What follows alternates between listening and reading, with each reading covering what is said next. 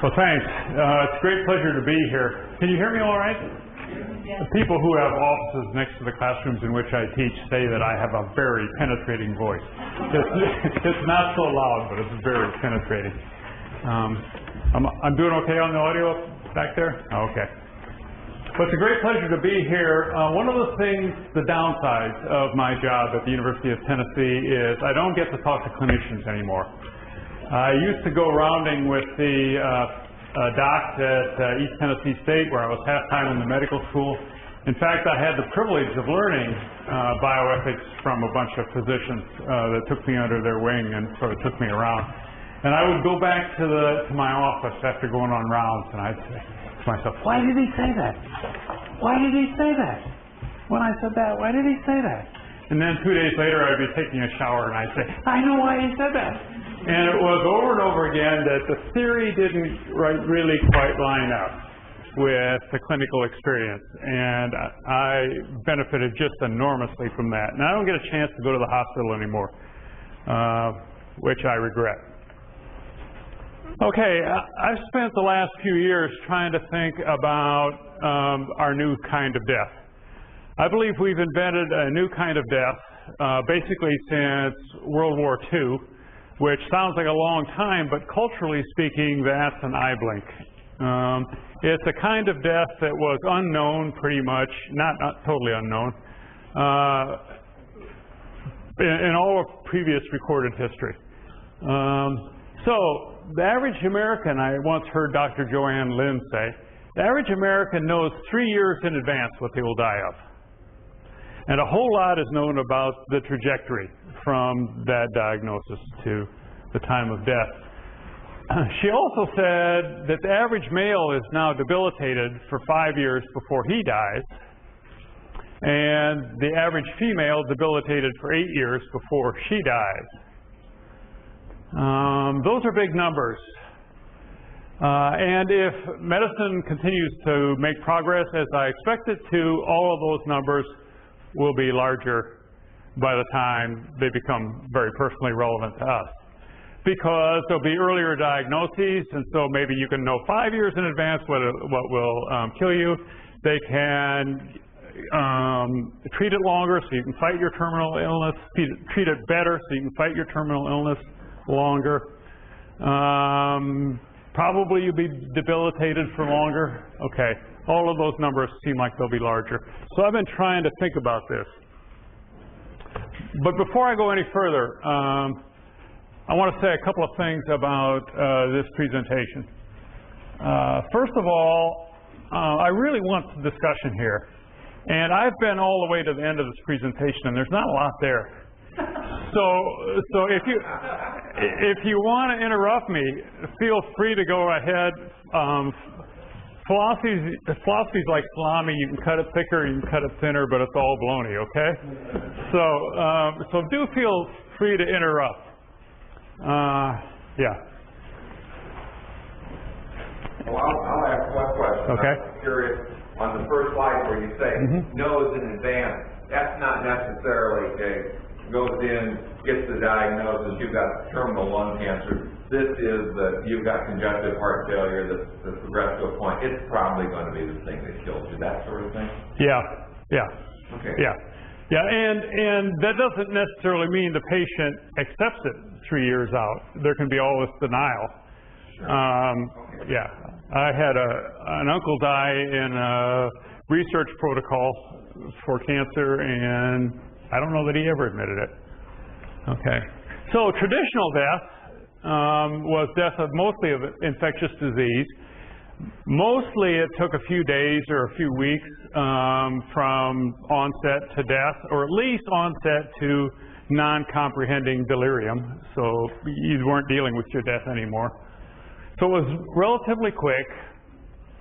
If you became debilitated enough to be bedridden, even if you had no diseases whatsoever, you usually got a pneumonia.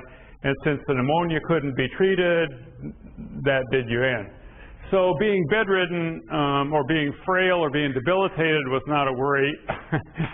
Won't happen. Okay, that was traditional death. So, and the traditional death gave rise to traditional fears, and these are the fears that I was raised with. Death would come too soon, and it would come unexpectedly. The modern scenario of unexpected death is an automobile accident. It could all be over just like that. But if you had a non-treatable infectious disease, that could hit you at any time, and your life would be essentially over. Okay, so it would be unexpected, it would be too soon, and death would come quickly. And the Anglicans used to pray, maybe they still do, from a sudden and untimely death deliver us, O Lord. Now, many of my students, probably a third of my students, think that's the way to go. They want to die in their sleep of something that he never knew what hit him. Okay, so that shaped our beliefs and values. Death is something to flee. It's something to avoid. Death is a tragedy. It cuts off life in mid-course. It keeps us from living out our plans, from fulfilling our potential, from doing what we set out to do, like raise our kids and so on. So you try to avoid it, try to postpone it. More life is almost unquestionably better. And traditional medicine was shaped by this old-fashioned death. These are exaggerations again, but there's not any big justification needed if you're going to prolong life. You don't need any kind of fancy justification.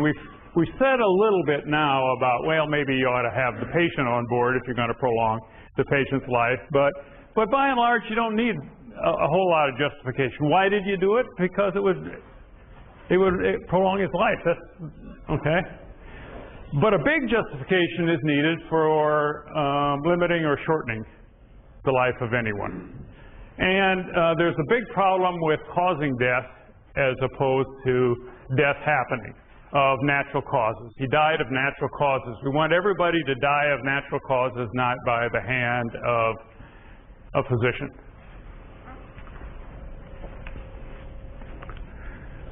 Okay, so traditional medicine is shaped by this. The imperative is to save life, prolong life.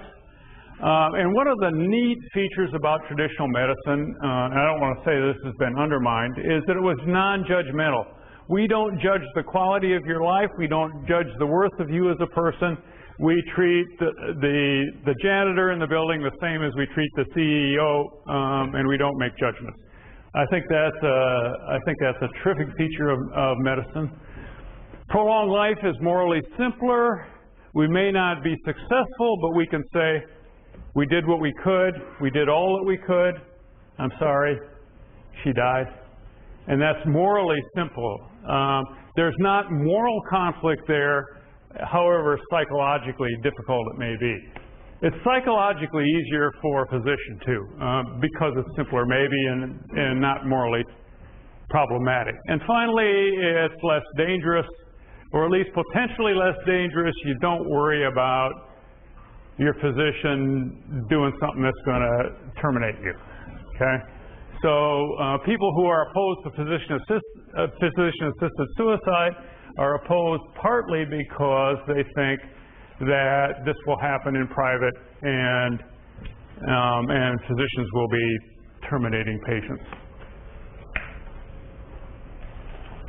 Okay, the generation that's dying now is largely unprepared for these new kinds of deaths.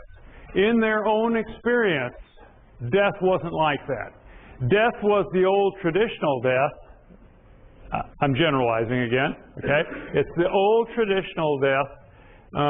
It came too soon, it came relatively quickly, and so on. And so they were caught off guard. My mother sat at the edge of her nursing home bed for years in some sort of bleak despair. And she said to me over and over again, John, why does this have to take so long? I'm ready. I've been ready for years. Why does this have to take so long? What she had experience of was her mother, who died, I think, of a coronary embolism, a very beautiful death as she described it. Her mother sat down in a rocking chair and she said, "Olga, my whole body feels just as light as a feather. Just as light as a feather." And 5 minutes later she was dead. Okay. My aunt had to take more extreme measures. She was 92 years old, bedridden, nearly blind, in a nursing home, with no terminal illness whatsoever. And she finally just decided she'd had enough.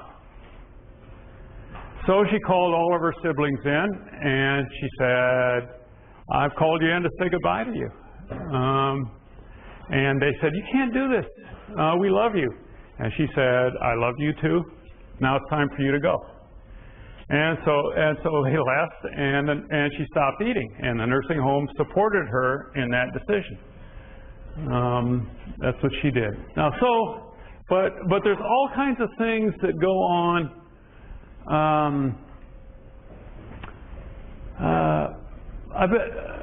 I think it was Joanne Lynn, I'm not sure, again, who said that she thinks most dying patients are trying to enact the script. The script is not one that they've created. It's one that's been given to them about how you die well. How does a good person die? Okay? Because it's your last chance to get something right. It's your last chance to make a good impression on everybody. And what your values and beliefs are depend on will color what your perception of me is at the end. So I'm trying to act out some sort of script about what it means to die well. At our place, I think I see a lot of males who want to die bravely, because that's what it is to be a man, and this is your last chance to be a man. The wife tugs on the doctor's sleeve as he's leaving the room, and the person has just said, "The pain's not too bad. I'm okay." And the wife tugs on the doctor's sleeve on the way out of the room and says, "He won't admit it. He'll never admit it. He doesn't admit it to me, but I can tell you he's in horrible pain." Okay? He's trying to be brave. Okay. So one of the things we can think about is what are the traditional scripts about what it means to be a good person in dying, to die well, to do it right.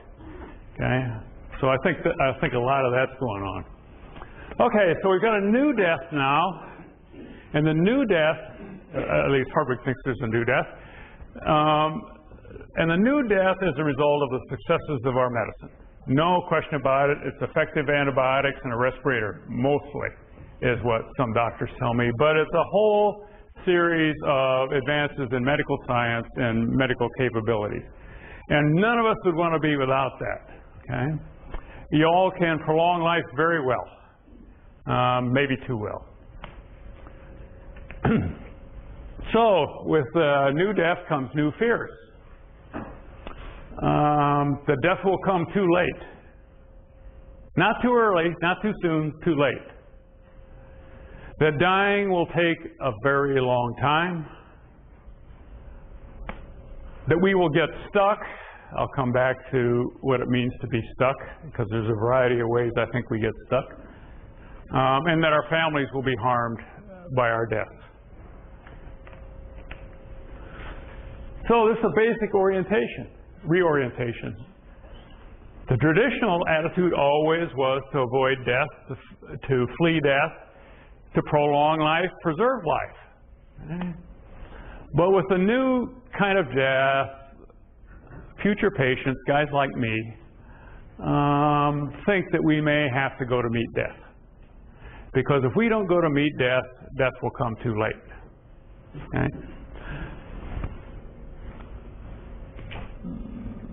An aside here. Let's pick that. Yeah, aside here. I decided to do this talk in this way when, about a month ago, 3 different friends, without me broaching the subject at all, 3 different friends talked to me about what they planned to do so that death wouldn't come too late. Okay? This is just sitting down having coffee with somebody. Okay? I'll say more about that later. 3 people in 1 week. Okay, my generation is much more experienced. Almost everybody I know has a personal horror story about their parents. You guys are really young. Your horror stories are probably about your grandparents, not about your parents yet. Okay? But almost everybody has a personal horror story of a terrible, terrible death in their family. A model in a negative sense of this utopia, if you will. I don't want to ever die like that. I don't want to ever end up like he did. Okay? So many people I know find that as we age, we have new fears, and the new fears are that death will come too late and death will come too slowly. And a new attitude. Okay, Hardwig's a weird guy. Hardwig's got weird friends. All right?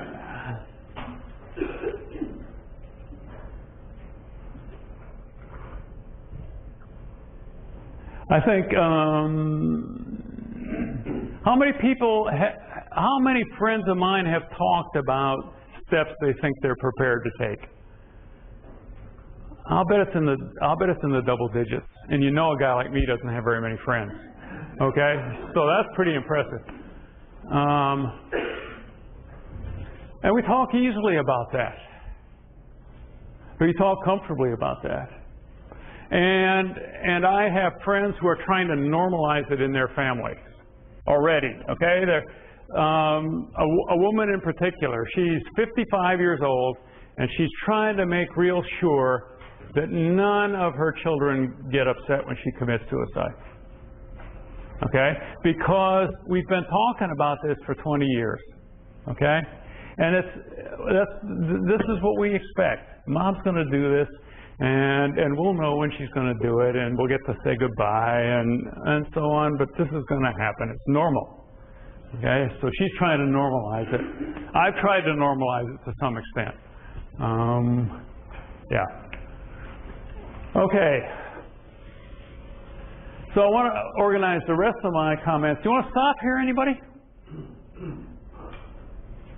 If you don't stop me, I'll go on. Okay. Okay. Okay, I want to organize my comments about the rest of the way on those 4 headings.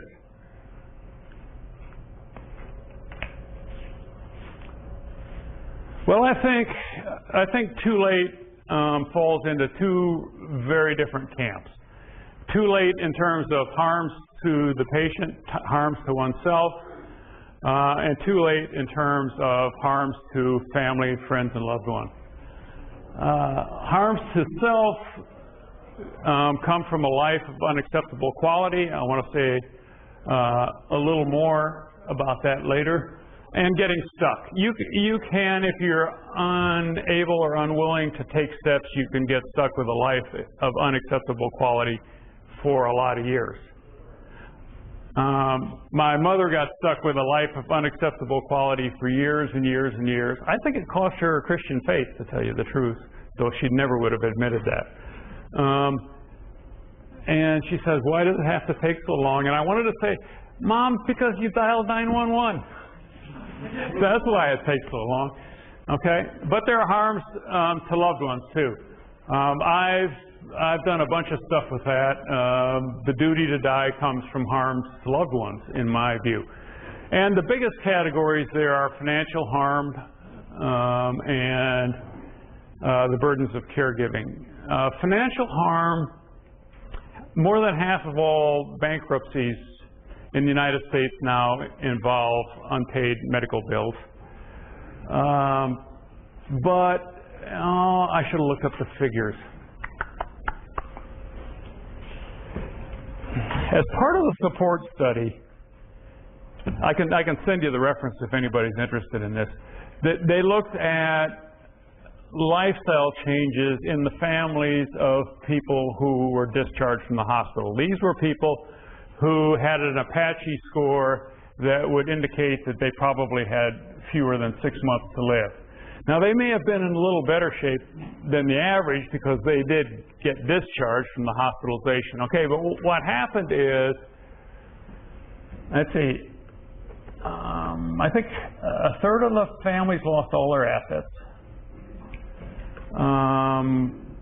A quarter of the family, somebody had to quit a job or relocate or make some kind of major lifestyle changes.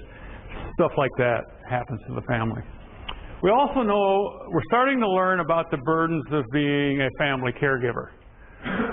Maybe the most outstanding study I've seen was paired couples.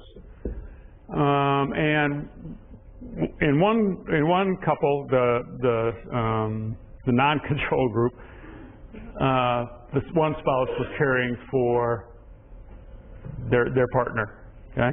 In the control group, identical health, but there wasn't anybody being a caregiver at home for their spouse. Okay? After 4 years, the first group, the caregiver spouse was 63% more likely to die than the control group. Okay? So we know what happens if personal caregiving goes on too long. The caregiver gets exhausted, the caregiver gets depressed, valued activities and friendships drift away because there's no time for that. Eventually, they stop doing health-promoting behaviors for themselves.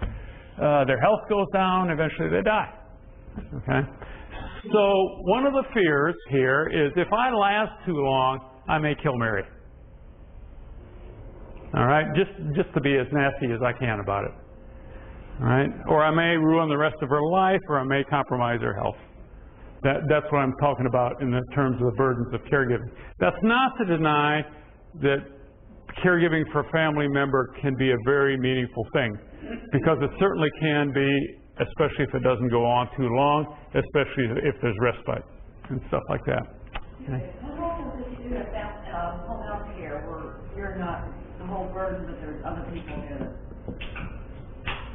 Let's see, that's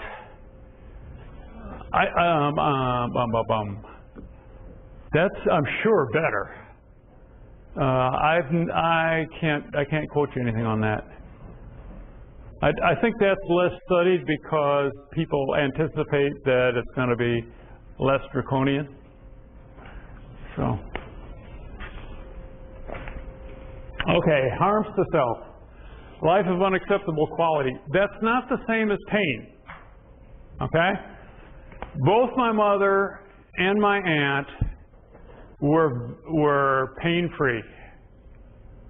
They were facing a long string of pain-free and therefore potentially pleasant days. What was unendurable to my mother was life is not about trying to amuse yourself. Okay? That's just not what life's about. That's no life at all. If every morning you get up and you have breakfast and then you try to figure out what you're going to do to lunch. Okay? She found that unendurable. She found that so meaningless. It was just horrible. And then you put in dementia. That's another example. But what's important for clinicians to recognize is we're not talking about physical symptoms here.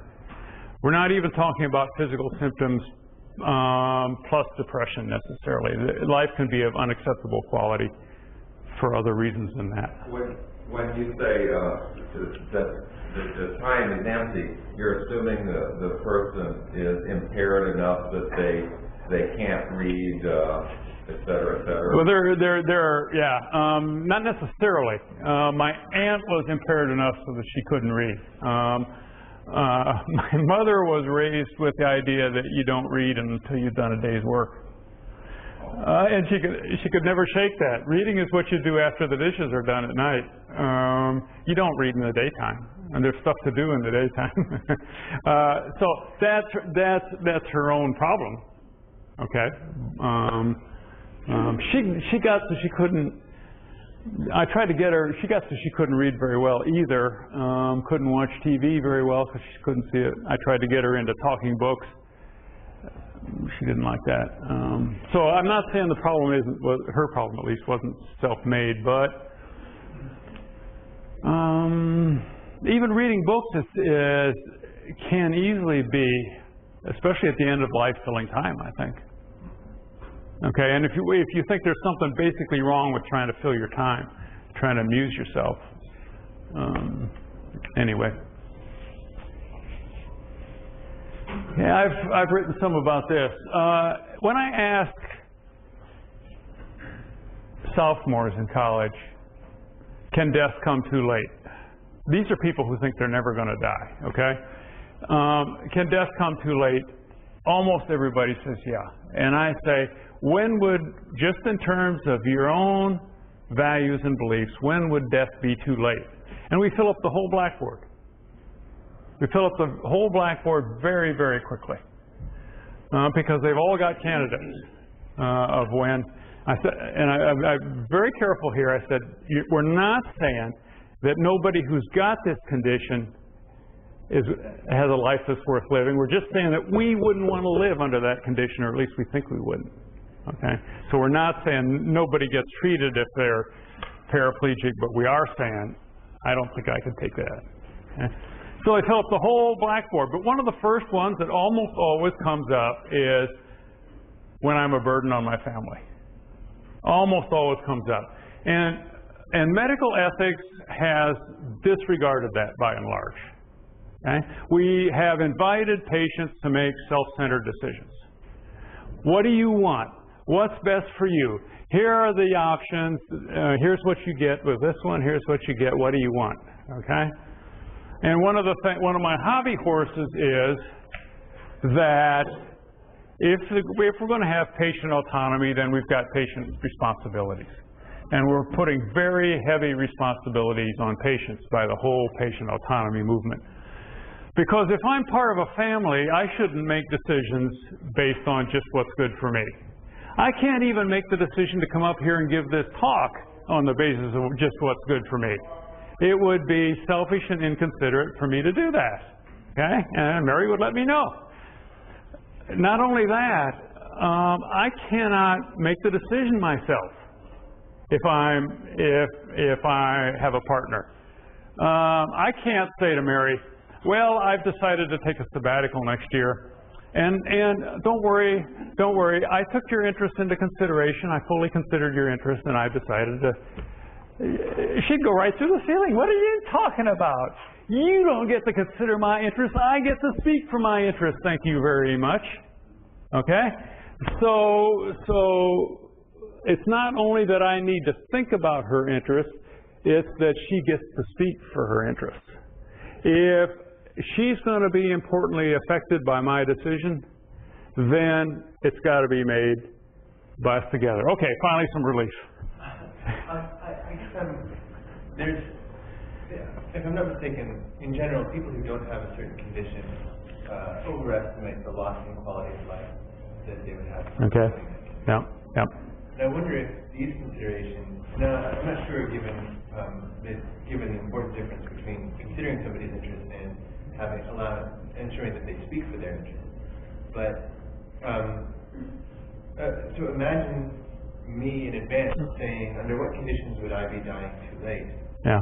Magnify my failure to really understand what the quality of life costs would be by my overestimate of the quality of life costs that the other person will suffer for caring for me, or if I substitute my judgment, that I would suffer if I were caring for him or her. So if you do that, then it multiplies, not by 2 perhaps, but anyway, multiplies overestimate of loss. Yep. I think that's plausible. I guess one thing I would say in response is, if you're not stuck, you can wait and see. All right? You can wait and see what it's costing your partner. And if your partner's doing great, then your partner's doing great, and this is not an issue. Okay, but so that's I don't know what to say about that. I think that's possible that you overestimate both the. I'm supposed to go back to the right because this is Kentucky. You overestimate both your losses and your caregiver's losses. I think that's very possible. Yeah. I think another point to be considered when you talk about how we got into patient-centered ethics is that a lot of the religious faiths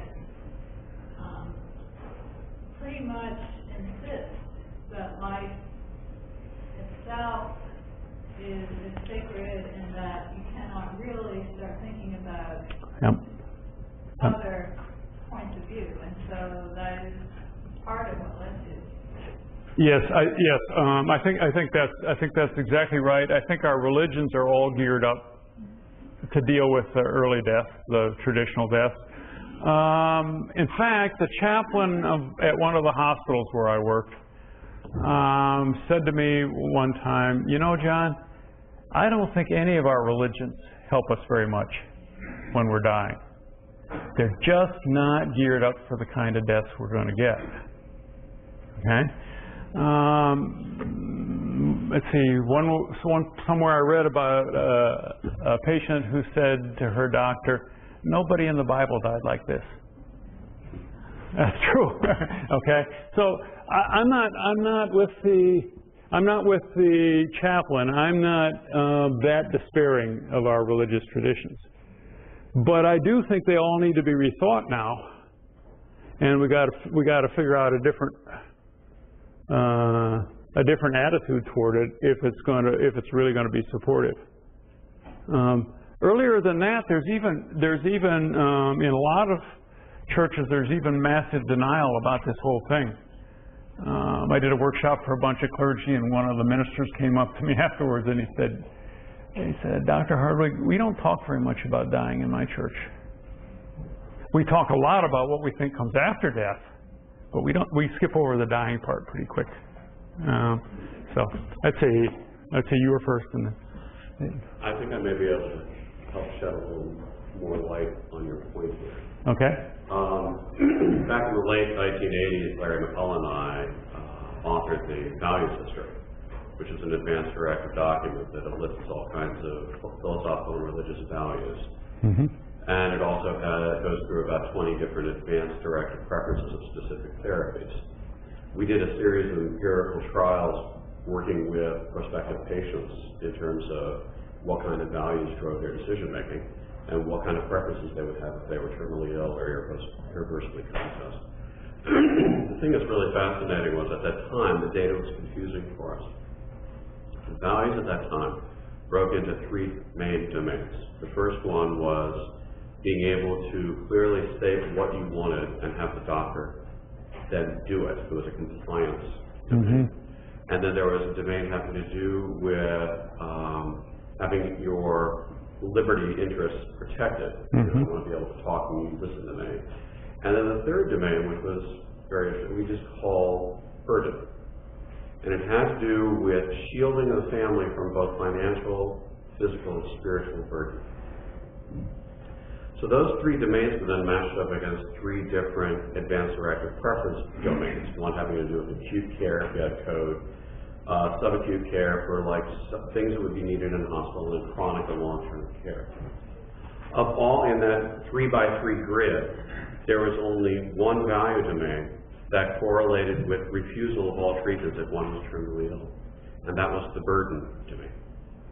The ones that had to do with autonomy and compliance with wishes were not relevant, and we were mystified at the time when the first study came out.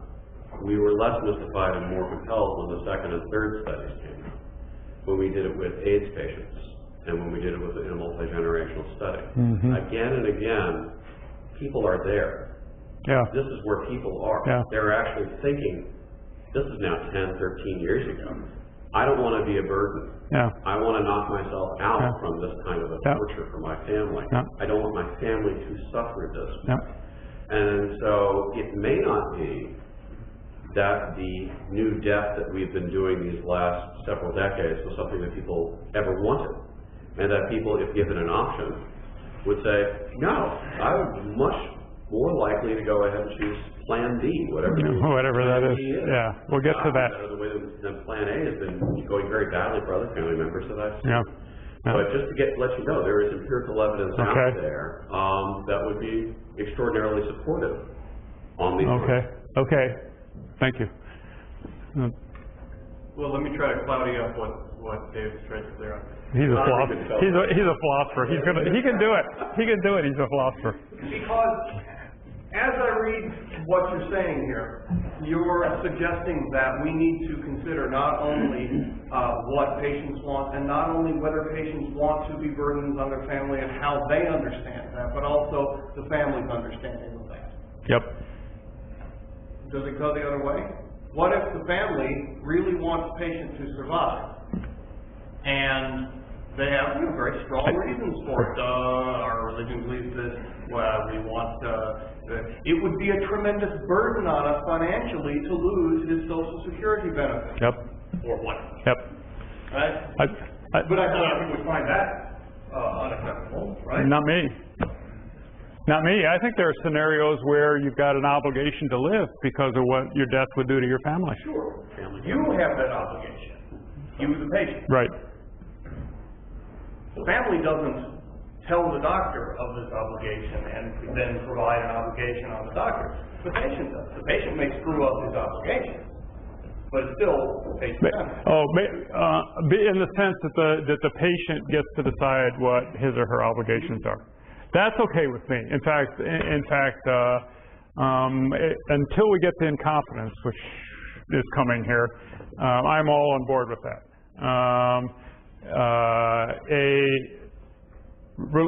Deciding not to accept life-prolonging therapy because of the burdens to your family, I think that's got to be self-recognized, self-acknowledged, self-imposed. I don't. Okay. I must have misunderstood where we're going with that. Yeah, I think that makes sense. But there can be conflicts. Sure. I mean, I'm not going to say that what's best for me and what's best for my family by some magic formula always work out together. They don't. I had a question about this. I think it does cause a lot of problems for healthcare providers because if somebody says in an perspective, I don't want to be a burden on my loved ones, that can be taken from me different ways. And a lot of times when a big decision is made, as far as withdrawing treatment, the healthcare providers are skeptical of family. Do they have, part of the way you work through these things is to say, do they have any kind of, will they have any gain? Yeah. And so I think this could create a problem because, the patient says, I don't want to be a burden on my loved ones. Well, does that mean a financial burden? And then the family says, yeah, let's just continue the regulatory support so that we can not have a financial burden. And then there could be a question of interest or assets. Sure. But it's exactly those interests that I want protected. Yeah, but in your other writings, like the kid's going to not be able to go to college because of the exorbitant costs of somebody getting longitudinal care that is going to be of no benefit. The obligation of the person to refuse that treatment. I can imagine all kinds of scenarios where at the end of my life I would rather protect Mary's and even my children's financial interests than prolong my life. Where that would be one of my highest remaining goals.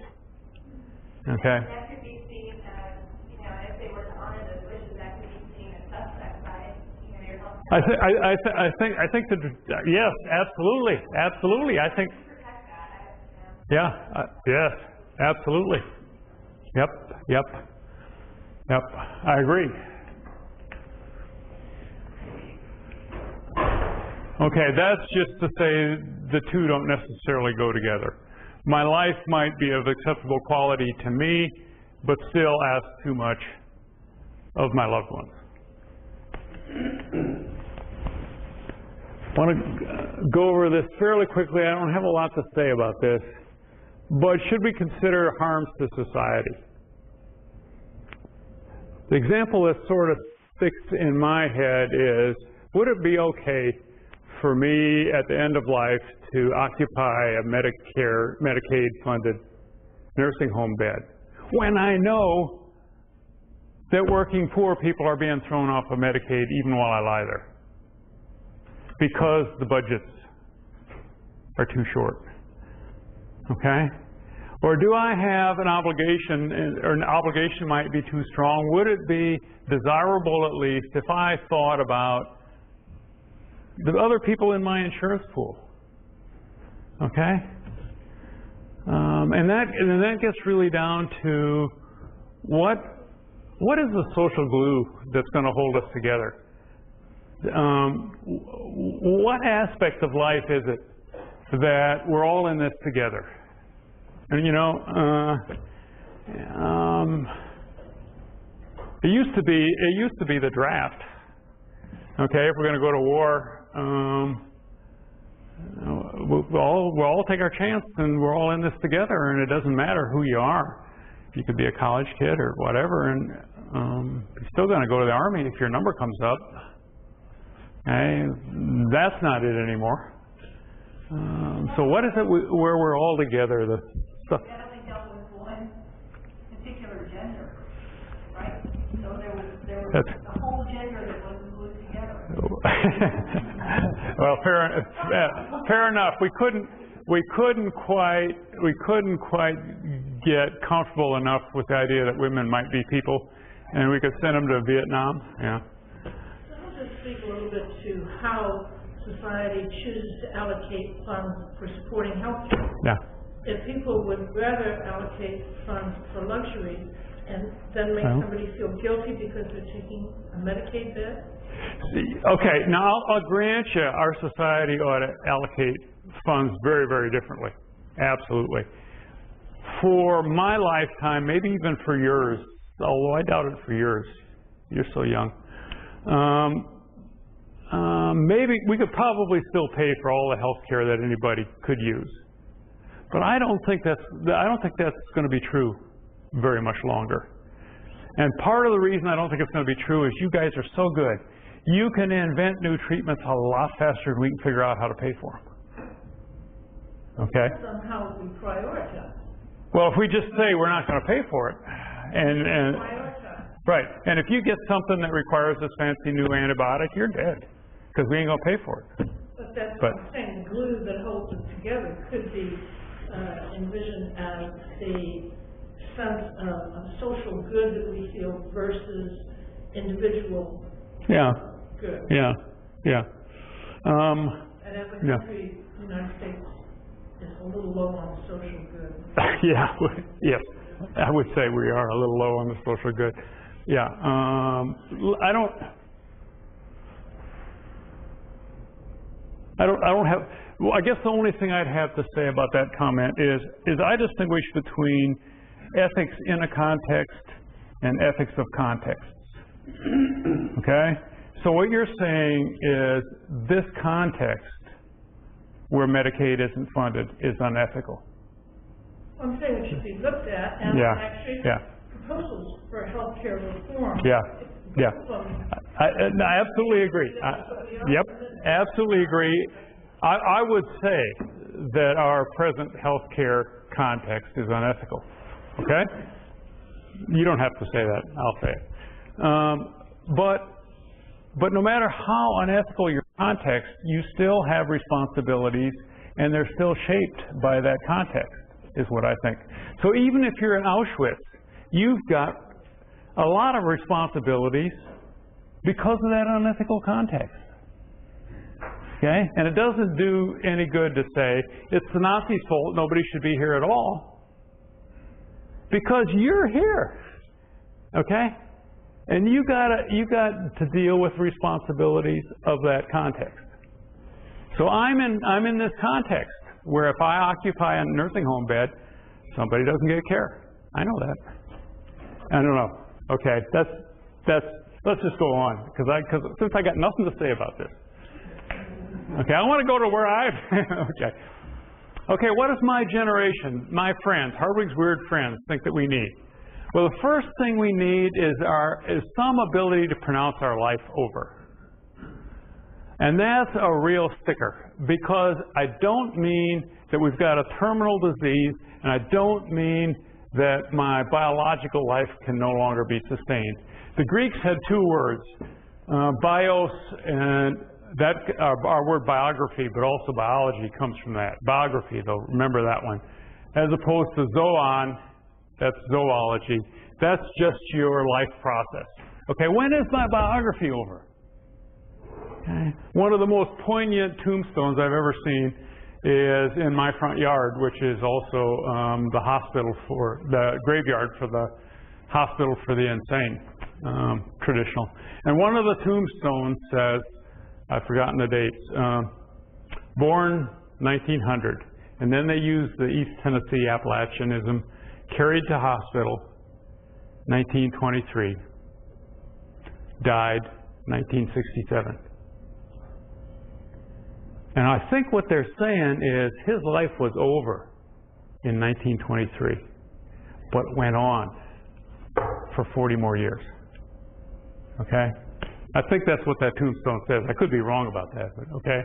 So the wisdom to figure out when my life in the sense of biography is over. I've done what I can do. I might last longer, but there's going to be nothing more to say about me, my story. That's unclear, but the rest of them will be unclear too. Then the problem with lots of conditions is there's no bright line. Okay, today is not much worse than yesterday.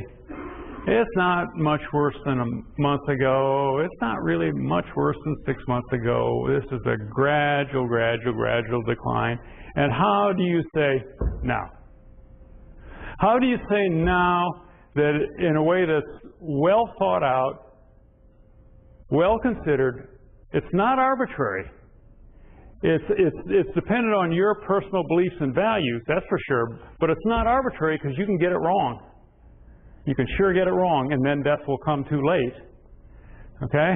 So how can you draw that line appropriately and decisively? Daniel Callahan talks about medical brinksmanship. He thinks we practice medical brinksmanship. We try to get as close as we can to the point where life would be of unacceptable quality. And we try to get closer and closer and closer. Whoops! It's unacceptable, and now we're stuck. Okay. So avoid medical brinksmanship. We all think that's really important. Then we need the ability to wrap it up. Internally, come to terms with the life I've lived, what I've done, what I've left undone, the mistakes I've made, and so on. Wrap it up interpersonally with loved ones. Ira Byock, who is one of the gurus of a good death, says that in his experience, patients die well if they can say 5 things. And this is so powerful for me, I almost can't say them without my voice cracking. I forgive you. Please forgive me. Thank you. I love you. Goodbye. And if you can say those 5 things, he thinks, you'll die well. Okay? So there are apologies to be made, there's forgiveness to be asked, there's reconciliation to be attempted, all that kind of stuff. There are blessings to be bestowed on your children. I've started that. I think it's important for me to start that. I tell my kids how much I admire them, how glad I am that they turned out to be such great people and so on. Okay. My mother used to do it every time, well, she was still at home in her house. She used to do it every time we'd leave. She'd say, well, goodbye, John. I don't know if I'll still be here when you come back. Okay, so there was a final goodbye being said. But she was there in the nursing home. Okay, and then there's something to be said, and if you think about life as a drama or a story, there's something to be said about the actor leaving the stage after he said his last lines. Okay? After you've said your last lines and you no longer have a part to play in the drama, you don't go stand in the corner or lie on a hospital bed in the corner interfering with, trying not to interfere, but interfering with the whole thing, okay? There's something about having wrapped it up, leaving the stage. Okay, moving on to taking steps. What do we include in that?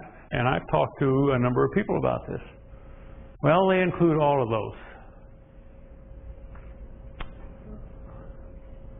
The right time to die may not conveniently coincide with a terminal illness. It doesn't necessarily conveniently coincide with some kind of technology that can be discontinued, life-prolonging technology.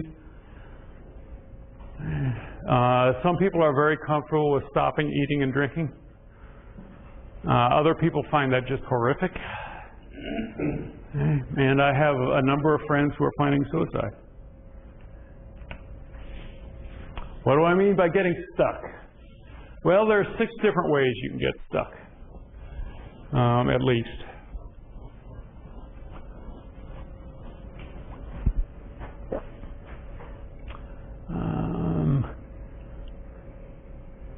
The first one for me and for many of my friends is a real nightmare. Okay? Because then you can really be stuck. Because then you'll fall into the hands of people who will prolong your life. Okay? And you're stuck. The second one is not so big. Institutionalized, man, depends on what institution you're in. My aunt picked the right nursing home, but I'm sure she didn't pick it for that reason. Okay? If she'd have been in a different nursing home, she'd have had a peg tube. Okay. It's morally difficult to end your own life, to go to meet death. That's not what we were raised with. That's not what we were taught to do. That's a no-no, mustn't do. So moral reservations could get me stuck. And then there's family pressures and there's religious pressures. And among the family pressures is what kind of legacy are you leaving for your children? This is your final testimony to them.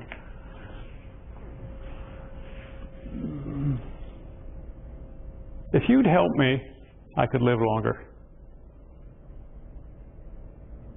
Okay? If I get diagnosed with Alzheimer's, I'm going to have to do something quick. Okay? I have to do something quick enough while I still understand what's going on and I can still do it. Because if I slide down that slope very far, I will fall into a healthcare institution and my life will be prolonged.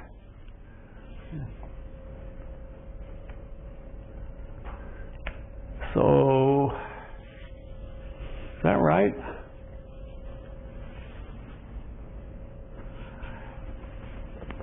Is that morally acceptable? I think We already do it. We just call it passive euthanasia. all right. Right? Okay. So it's just basically saying It's try a different method. okay.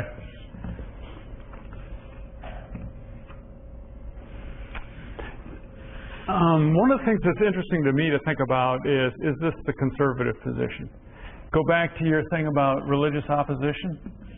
Suppose you think, because of your faith commitments, that my life is precious, it's the gift of God, and I should live as long as possible. Okay? Or at least as long as I am capable of spiritual development. Okay? Well, that's what I kind of get, is that your life is not yours, your life is God's, and that even if life is created for you, it may serve a purpose for others, and that makes it a little more challenging. Yeah, yeah. Incidentally, that's exactly what cost my mother her faith, I think. There is no purpose to this.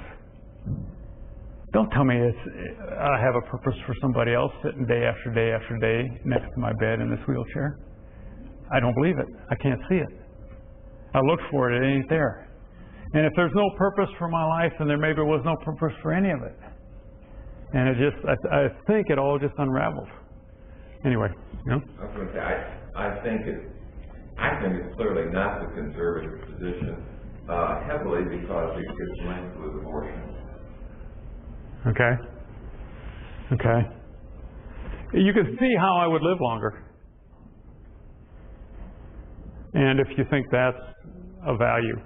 I don't think necessarily that value is the concept that if you in fact, and I agree with comment completely, passive euthanasia is very much a part of medicine. Active euthanasia very definitely is not. And I think the conservative position is not the ability to make decisions on life, and abortion is the touchstone right now. Okay. And certainly the discussions I have, they put these two together. Yeah. Aren't you weighing or placing a weight on whose position this is? The individual has made the advance directive, and now somebody else is making a decision on validity of that. So now you've got two different people making different decisions, which goes along with what the Terry Schiavo case. You had a husband and parents that took very different positions on what should happen to her. How do you weigh these? I don't. That the individual has already made a decision. I don't think there's any simple answer to that question. And clearly you wouldn't ask somebody to engage in euthanasia if it is against their principles. Right. So you'd have to get a matching then of the individual and the person who's going to carry it out. But then you're going to have a decider. Yep. Who takes precedence? Yep. That's a huge problem. I wish I'd take precedence. It's my life. If you had an advance directive, then you would say you want the advance directive. I can't put that in an advance directive because it'll invalidate my advance directive. I mean, it's an invalid advance directive. If I can't recognize Mary, don't feed me. I don't care if I got any illness. If I can't recognize Mary, don't feed me. Well, that is an illness. What, can't recognize Mary? Well, we're assuming something like Alzheimer's or... Well, yeah. Okay, I do have... Yeah. That is an illness. Okay. Because it's not a physical and biological. Okay, fair enough. Yeah. It's a value statement. That's the point. And so that's why if you gear it towards values as opposed to gearing it towards end product or end stage diseases, I think you can get a lot more information in terms of what people find acceptable or unacceptable. Yeah. You kind of define what passive euthanasia is. Does that just mean withholding? Withholding, withdrawing treatment. Yeah. I mean, I thought euthanasia was an action. I don't know. Passive euthanasia. Passive euthanasia would be withholding and withdrawing, whereas active euthanasia would be a purposeful attempt to go ahead and affect the patient. Yeah. Right. And there's been a lot of even withdrawing food and water has been considered passive. Then there are all kinds of questions about if you give somebody so much narcotics that it might kill them, but your goal is to relieve pain. That's passive? As long as that's your goal, I don't know. It's not very clear. Don't expect it to get very clear. I just wanted to make one comment on the Terry Schiavo case, which to me was extremely interesting, and that was that it revolved at the end so much about whether she actually had some minor amount of awareness of her environment versus not. And there was never the question seeming to be asked, the husband made it, but if in fact, if you had an amount of awareness of what was going on, what would be the chance a person would actually want to live in such a situation? And you know, in the example that she didn't have, you were simply wasting resources, et cetera, but in the other, you were confining someone. And then I just have to make a little bit tongue-in-cheek comment. I mentioned I signed my will in advance directives this morning. I think I'm going to amend some things. Okay. Now, I'm talking from the perspective of a 66-year-old man in reasonably good health and so on. My friends might be very weird. I'm very weird. Okay? We may change our minds when we get there. Okay? That could happen. And we may simply wimp out. I have a friend who said, who used to joke, I tried to commit suicide, but I could only get a running shot. Okay? And one of the problems for you guys as caregivers, is, did Hardwig change his mind, or is he wimping out? Has he changed his fundamental views about the end of his life, or does he just not have the guts to stand up and do what he believes in? Hardwig was a coward his whole life. Yeah. Is there sort of another option? I was thinking of your earlier comment about the bio. Yeah. Where my life is over. Where my life is ended. I'm not sure how to immediately apply to illness, but it seems like there are plenty of examples where people say, my life is done, right? I'm thinking your partner of 30 years died. Your children are all dead. Yeah. Your life is over. Yeah. I think sometimes it comes up in issues of addiction where you kind of lost yourself. Yeah. Yeah. And then I think also in terminal illness, you feel like it's done. But in some of those situations, you don't necessarily change your mind. I think my life is not over. You may have to recreate a life. Yeah. Yep. Generate a new life. Yep. We don't have language for that either. Oh yeah, we do. It's called being reborn. Dying and being reborn. Yes, we have a language for that. That's not exactly what I was thinking. That's one way. But it doesn't have to be a religious. It doesn't have to be a religious conversion. But anyway. Just my point there is that's really different in what just changing my mind, right? Yes, it is. Mind could be momentarily. It is. Maybe not, but you're talking about, or I was talking about generating a new life. Okay. Yeah, I think I want to argue that suicide in an elderly person is different. Okay, because you've run out of time, you've run out of resources, you've run out of energy to create a new life. Okay, and maybe in terms of the language of dying and being reborn, your life is over when you can't be reborn again. When you just don't have what it takes to be reborn. Okay, so if at my age, my life were over, Mary and my kids and my grandkids all died, and the philosophy department threw me out. Well, one of the things you'd want to say is, Hardwig, get off your butt and create a new life for yourself. Okay? But if I'm 87 years old and sitting in a nursing home, and I say to you, my life is over, can you really say, Hardwig, get off your butt and create a new life for yourself? I think it has less validity. Okay, doctor, will you help me if I get stuck? That's a challenge to you as caregivers. Okay. Can I trust you? Can I trust you even enough to talk to you about it? You know, I'm a little scared. All of my friends are afraid we might fall into your hands at the end. Okay, because we'll be weak and we'll be vulnerable and we got lots of things wrong with us and we'll be scared. And we don't know whether this is the end or whether it's not the end, and you might be able to pull us through, and so we might dial 911. Okay, but we're afraid. There's a lot of evidence that neither doctors nor their patients are very comfortable talking about this. I'm wondering whether we're going to be different, my friends and I. We talk about it all the time. Is it just your doctor you can't talk with about this? But even if I can talk to you, what makes me so sure you're going to be caring for me? There's a problem with specialists versus my doctor. There's a problem of multiple doctors in any one admission.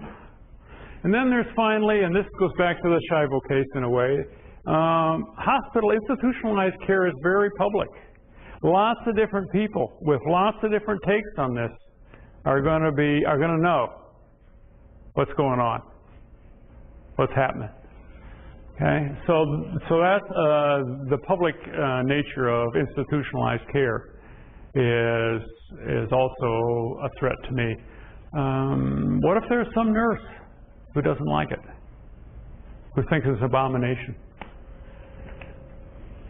Will you advocate for me, doctor?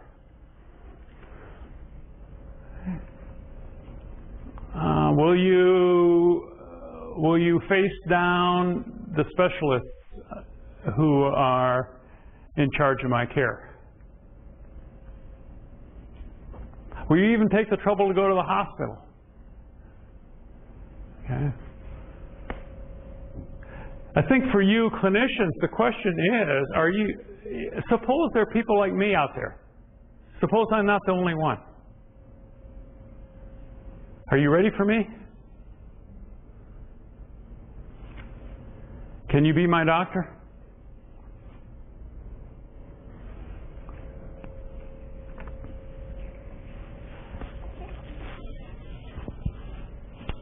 Because if you won't, or I can't trust you, because I'm afraid you won't, then will there be somebody else to help me? Will Mary help me? She might. Will my kids help me? It's pretty risky. Pretty risky. Is Choice in Dying the name of that, right name of that organization? Yeah, okay, I meant to look it up and I didn't. They have somebody who will come out and stay with me while I'm taking the fatal dose. Give me advice, make sure I do it right, so on. Okay? They'll be with me all the way to the end. They're also hiring chemists who are trying to figure out how to create a suicide remedy that could be made out of common household ingredients. I don't know, maybe bathtub cleanser put together with, I don't know, okay? So that you wouldn't need any prescription, you wouldn't even need to go out and buy helium. It's all stuff you got right at home, okay? They're trying to do that. I wonder what the conservative position is. I think they'll come up with it, I really do. So should this all be demedicalized? So that you guys don't have to help me, but Choice in Dying will, or maybe my friends and family will? Well,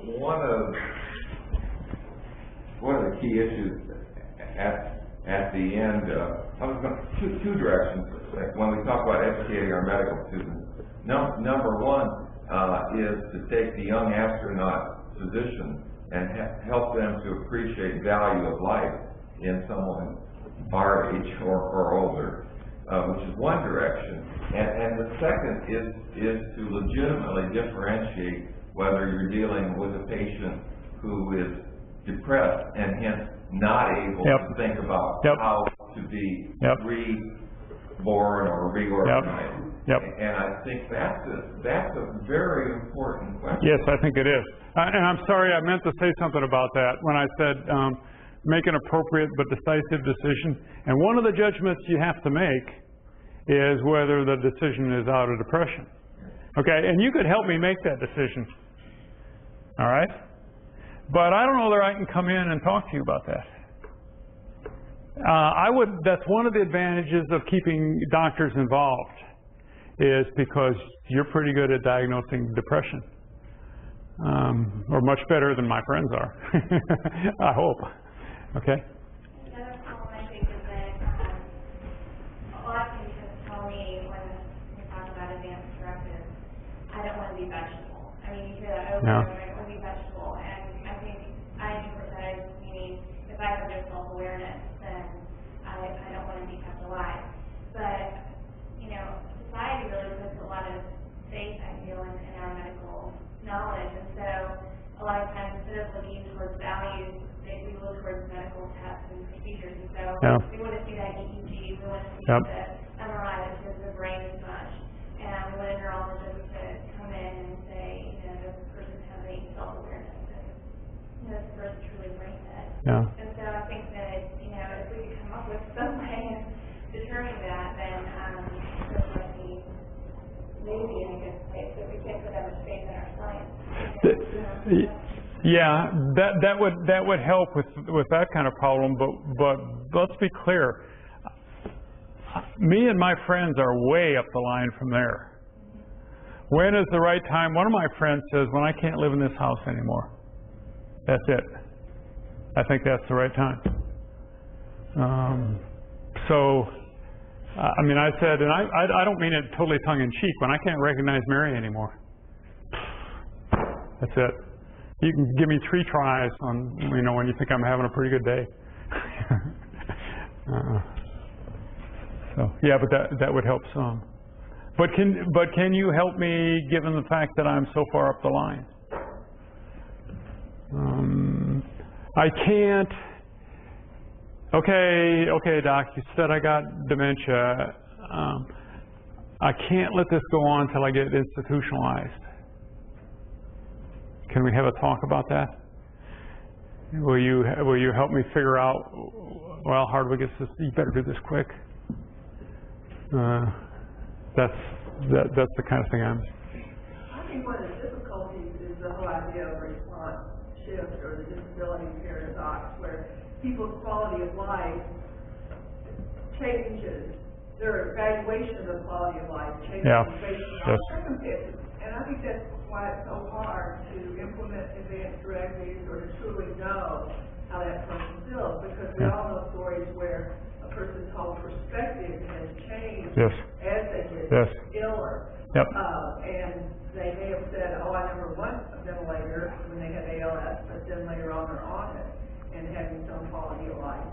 Because of eye movement or something. So I think that complicates the whole picture. I think it does. I think that's a real valid point. I think that's a complicating feature. It certainly is.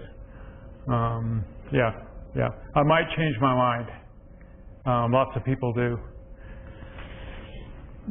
I will have trouble when I'm changing my mind knowing whether I'm wimping out.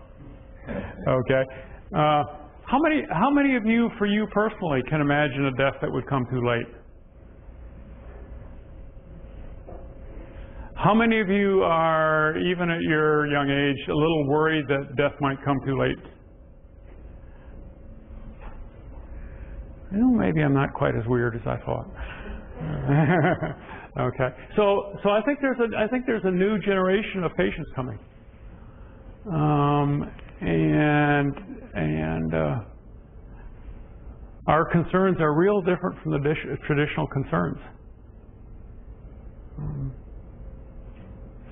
I was just going to comment that I think that in other traditions like Native American and Buddhist traditions, not in all people, of course, but my understanding is that there's some kind of reflection and self-awareness to where some people would come to a decision and decide that it was time for them to go. And I recall a description of some kind of a platform that was built in the Native American tradition where the person was thrown up there without food and water, and he would be left to expose the elements to die when they knew it was their time. And also in the Tibetan tradition where the monk would say, okay, it's time for me to die, and you just sit down and just shut down his body or burst an aorta, and and that was it. Yeah. It was their time. Yeah. And so I think, as maybe our society's gotten so technical and so, technology driven that it's pushing us toward the other pendulum. And if we can, go back toward being more self-aware, and we may find more people coming to that. Maybe. Understanding. It's harder though.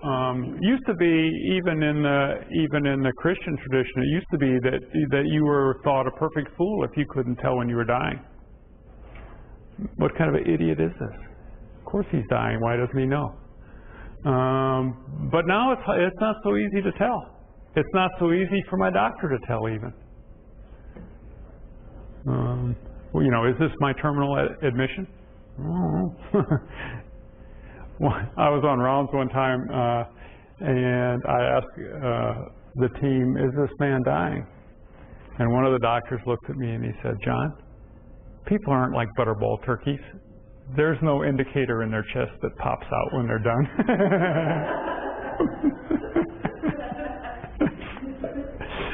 Right. You've a number of times asked historically the question, is this the conservative position, i.e. the one that preserves life actually better? Yeah.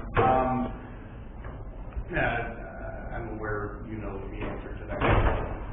From an actual conservative person would be no. Right. The explanation for that, I think, actually leads into let me channel my parents for a second. Okay. And try to say here's what the conservative response to this would be, is to say that the problem is not to preserve life in the sense of add up the most total possible years of life, but rather to have an attitude towards preserving life that is totally unaccepting of certain things, potentially taking life and so on. And this is precisely the problem with modern society. God, I am my dad. Is that we're trying to normalize the attitude, as you said, of allowing someone to say, now is the time for me to go. Yeah. Now, so the solution then from the conservative position doesn't necessarily maintain as many years of your life, but would say, nevertheless, what you do is something that is unacceptable, and therefore we can't allow this. Yeah. Now, I think the solution to this is that you have to actually hit even harder than you've hit here, and stronger, because when in the beginning you were talking about the difference between traditional death and new death.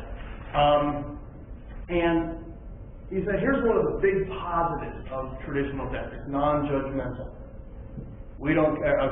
Traditional medicine. Traditional medicine. It's non-judgmental. We don't care who you are when you come in. We preserve your life.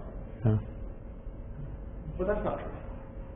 And I think the actual response to this is to say the traditional position is, and this isn't, this ain't me, it's Peter Snare, but he's right, is to say that the traditional position is inconsistent. We don't actually hold a non-judgmental attitude. We think very differently about the 98-year-old with pneumonia who is bedridden than the 36-year-old with community-acquired pneumonia. We think very differently about an otherwise healthy infant coming in with respiratory problems than baby K coming in with respiratory problems. So I think the response from the conservatives is going to hold the ground firmly. I think the challenge to that has to say the ground that you are holding firmly is inconsistent. Well, I think that's right, but I agree with you.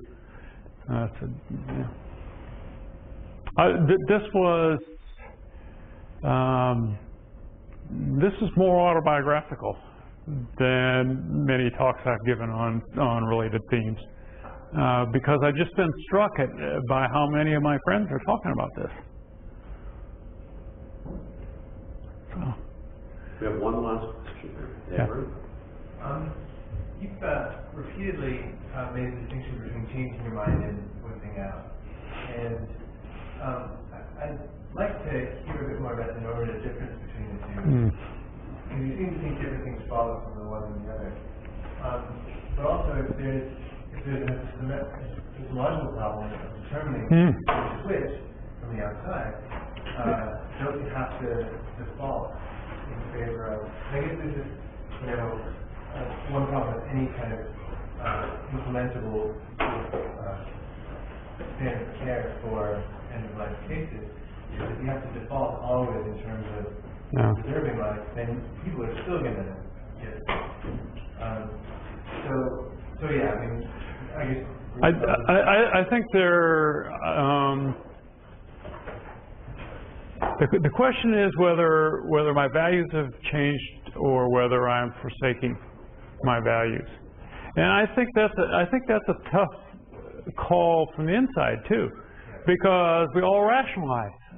I'm a philosopher. I'm a great rationalizer, okay, and I can justify pretty near anything I do. All right, so maybe that's not a burden for other people so much as it is a task for me to figure out which is going on here. That's not very satisfactory. I need to work this out a lot better. But do you understand that at least there could be those two different things? Absolutely. Yeah. I'm just not sure what the implications are. Normative implications for that. And I guess I'm also interested in the practical implications.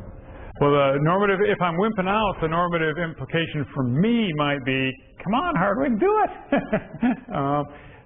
The normative implications for other people would maybe be analogous to should we honor an advance directive of someone who is happily demented.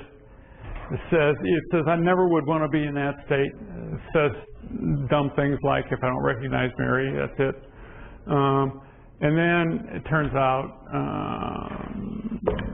he uncomprehendingly watches daytime TV, and there's no end of fascination there. Do you honor his advance directive, or do you say, well, look, his present quality of life seems obviously acceptable to him?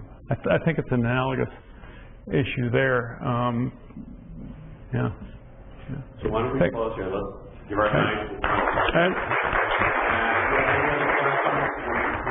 I do want to remind everybody that we go on hiatus until September with the Gaines lectures. We already have actually a Sambal lecture, an extra one this year, that Rita Sharon from Columbia University will be doing on medical narrative. She'll also be